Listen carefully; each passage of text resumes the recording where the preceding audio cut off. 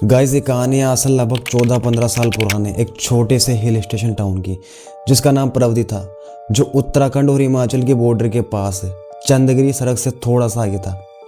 चंदगिरी एक पुराने टाइम की ब्रिटिश सड़क थी, जो चारों तरफ से पहाड़ों से घिरी हुई थी, जिसके चारों तरफ घना हरा भरा जंगल था। चारों तरफ कोहरा छाया रहता था। उसका रात में बिल्कुल वहाँ सन्नाटा जैसा लगता है, बिल्कुल सुनसान, बिल्कुल काला अंधेरा।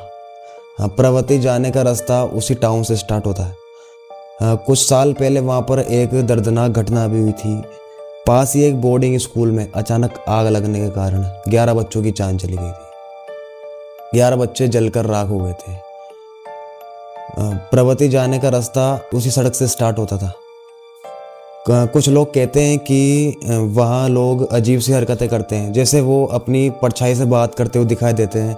उनको अपनी परछाई के अलावा कुछ और भी दिखाई देता है। वहाँ के नियम कानून भी कुछ अलग थे, जैसे कोई रात को अपनी खिड़की से बाहर नहीं दे सकता। दूसरा नियम था कि रात को देर तक शीशे के सामने अपने अक्ष को नहीं देख सकते।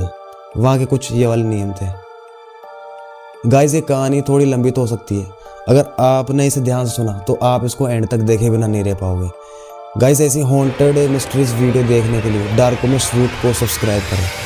तो आइए जानते हैं उस टाउन के बारे में, क्या है उसका राज। रोहन नाम का लड़का लखनऊ के किसी शहर में रहता था। वो अपने थर्ड ईयर का लास्ट एग्ज़ाम देके अपने घर आ रहा था। आज वो खुश था क्योंकि आज उसने अपनी ग्रेजुएशन का लास्ट एग्ज़ाम कंप्लीट कर लिया था। घर पे आने के बाद वो कुछ घंटों के बाद में उसे एक ख्याल आता है कि हम कहीं दूर घूमने जाने का प्लान बनाते हैं, जहाँ बिल्कुल सुनसान हो, जहाँ की जगह बिल्कुल हॉन्टेड हो, जहाँ सिर्फ हमारे अलावा कोई ना हो, ऐसी जगह। कुछ घंटों तक सोचने के बाद में उसे कहीं ऐसी जगह का ख्याल नहीं आता। वो सोचता है कि मैं बाहर जाके किसी टपरी पे चाय पी के आता हूँ, ताकि दिमाग थोड़ा फ्रेश हो जाए, ताकि दिमाग में कुछ नया ख्याल आ जाए। वो चाय पीने के लिए बाहर टपरी पे चला जाता है। चाय पीते पीते वो चाय वाले से पूछता है कि भैया आपकी नज़र में कोई ऐसी जगह है जहाँ की जगह बिल्कुल सुनसान हो, बिल्कुल हॉन्टेड हो, दिखने में बिल्कुल जंगल जैसा, ऐसा कुछ। चाय वाला चाय वाला बोलता है कि हाँ, मेरी नज़र में एक ऐसी जगह है, वो जगह तुम्हारी सोच से भी ज़्यादा डरावनी है। रोहन कहता है कौन सी है वो जगह। चाय वाला कहता है कि उत्तराखंड और हिमाचल की बॉर्डर के पास चंदगिरी सड़क से थोड़ा सा आगे एक टाउन है जिसका नाम प्रवती है। उस टाउन में कुछ लोग अजीब सी हरकतें करते हैं, जैसे कोई वो अपनी परछाई से बात करते हुए दिखाई देते हैं। वहाँ के नियम कानून भी कुछ अलग है। वो ऐसी जगह। रोहन ये बात सुनने के बाद में उसको वहाँ जाने का इंटरेस्ट होता है ना, वो और जाग जाता है। वो चाय वाले को थैंक्स बोल के वहाँ से चला जाता है। घर आने के बाद में वो अपने दोस्तों मंगेश, विशाल और नेहा को फ़ोन करके अपने घर बुलाता है। वो तीनों घर आने के बाद में वो तीनों रोहन से कहते हैं कि तूने इतना अर्जेंट क्यों बुलाया।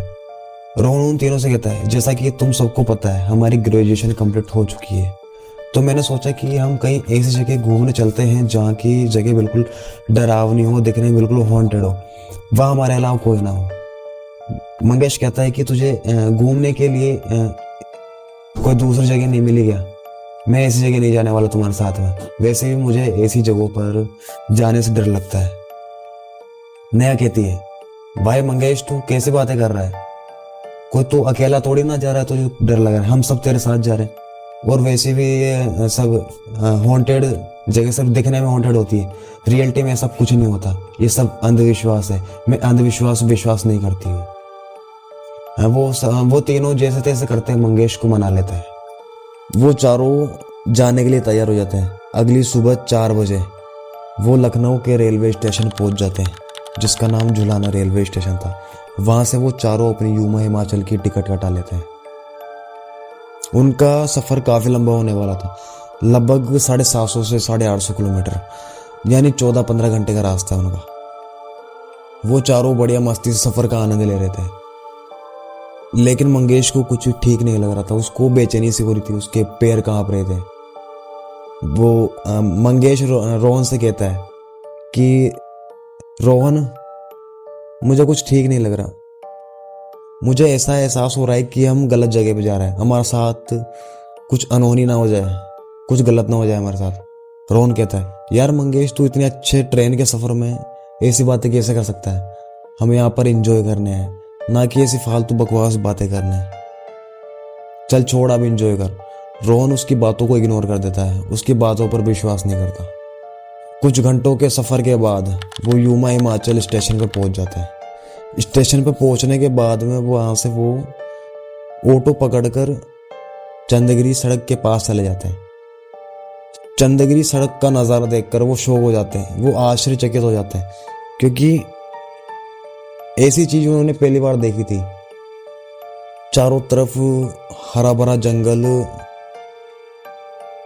देखने में किसी स्वर्ग से कम नहीं लग रहा था, लेकिन उतना ही खौफनाक था, क्योंकि यहाँ पर कुछ साल पहले एक दर्दनाक घटना भी हुई थी। पास ही एक बोर्डिंग स्कूल में अचानक आग लगने के कारण 11 बच्चों की जान चली गई। रात के लगभग 1:45 बज चुके थे।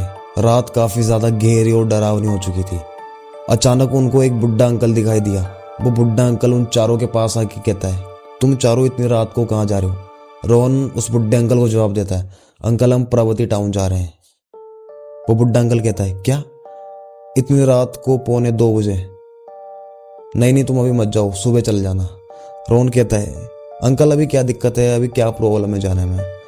वो बुढ़ा अंकल कहता है कि अगर तुम अभी उस टाउन पे चले गए तो कभी लौट कर वापस नहीं आ पाओगे। रोहन ने थोड़ा हंसकर पूछा, अंकल ऐसा क्या है वहां पर, क्यों हम अभी नहीं जा सकते? वो बुढ़ा अंकल कहता है, रात के ठीक 2 बजे एक बोर्डिंग स्कूल वाली पुरानी बस आएगी। उस बस में गलती से मत बैठ जाना। वो बस तुम्हें टाउन नहीं, सीधा बोर्डिंग स्कूल के पास उतारेगी, ठीक 2:17 पर, जहाँ से तुम्हारा लौटना बिल्कुल असंभव हो जाएगा, तुम्हारा लौटना नामुमकिन हो जाएगा। ऐसा उस बुढ़े अंकल ने कहा। उस बुढ़े अंकल की बात सुनकर वो चारों उस बुढ़े अंकल पर हंसने लगते हैं। कुछ समय बाद में घड़ी में 2 बज जाते हैं।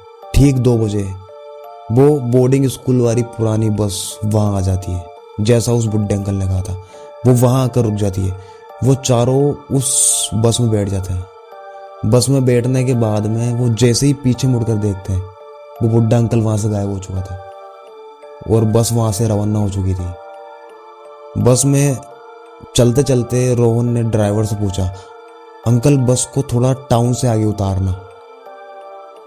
बस वाले ने कोई जवाब नहीं दिया। यह बात उसने दोबारा रिपीट करी कि ड्राइवर साहब बस को थोड़ा टाउन से आगे उतारना। फिर से उसका कोई रिएक्शन नहीं आया।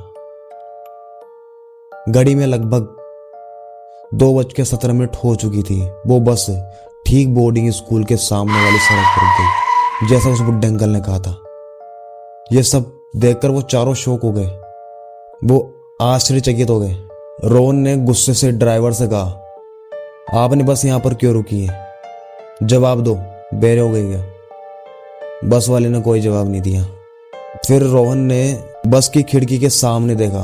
बोर्डिंग स्कूल की जो खिड़कियाँ होती हैं उसमें कुछ बच्चे चिल्ला रहे थे। वो खिड़कियों को नॉक करते हुए उनको दिखाई दे रहे थे। उनकी चिल्लाने की आवाज़ उनको सुनाई दे रही थी और उस बोर्डिंग स्कूल में आग लगी हुई उनको साफ दिखाई दे रही थी।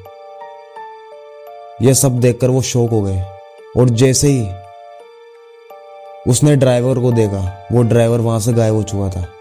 रोहन समझ चुका था कि जो उस बुढ़े अंकल ने कहा था वो सारी बातें ठीक थी। अगर हम उसका कहना मानते तो हम यहाँ पे नहीं फंसते। हमने उसकी बातों को मजाक में ले लिया। हमें उस बुढ़े अंकल की बात को मजाक में नहीं लेना चाहिए था। ये हमने बहुत बड़ी गलती कर दी। जैसे उनको पता चला कि हाँ हमने बहुत बड़ी गलती करी है, वो फौरन वहां से भागकर बस का जो गेट होता है वहां पे चले जाते हैं। जैसे वो वहां पे जाते हैं बस का गेट ऑटोमेटिक बंद हो जाता है। ये सब देखकर उनकी धड़कनें तेज होने लगती है, उनको घबराहट सी होने लगती है। वो सब खुद को कोसने लगते हैं कि हाँ हमने बहुत बड़ी गलती कर दी उस बुढ़े अंकल की बात नहीं मान के। हमें ऐसा नहीं करना चाहिए था। जैसे उन्होंने पीछे देखा, सीटों पर, बस की सीटों पर वो 11 बच्चे वहां पर बैठ के रो रहे थे। मदद की भीख मांग रहे थे, हमें बचाओ हमें बचाओ। उनकी चीखें उनको सुनाई दे रही थी।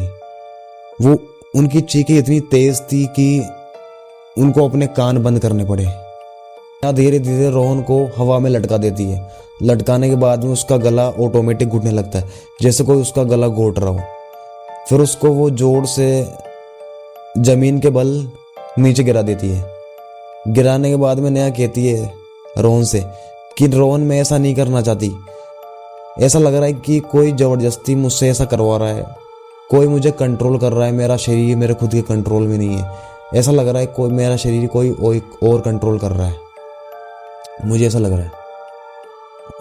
नेहा रोहन से कहती है कि तुम सब मरोगे, तुम में से कोई नहीं बचेगा, तुम में से यहाँ पर कोई बच कर नहीं जाएगा। वो ऐसा नहीं बोलना चाहती, लेकिन कोई उससे बुलवा रहा हो ऐसा लग रहा है। बस बिना ड्राइवर के स्टार्ट हो जाती है।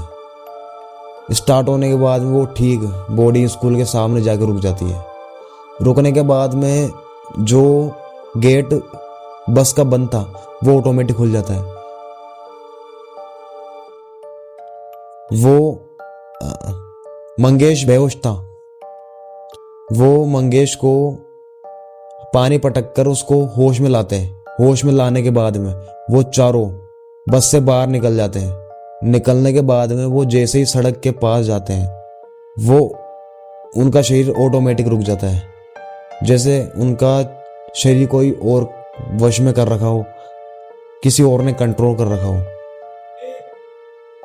बोर्डिंग स्कूल का दरवाज़ा खुल जाता है। खुलने के बाद में वो चारों ऑटोमेटिक उस स्कूल के अंदर, बोर्डिंग स्कूल के अंदर खींचे चल जाते हैं।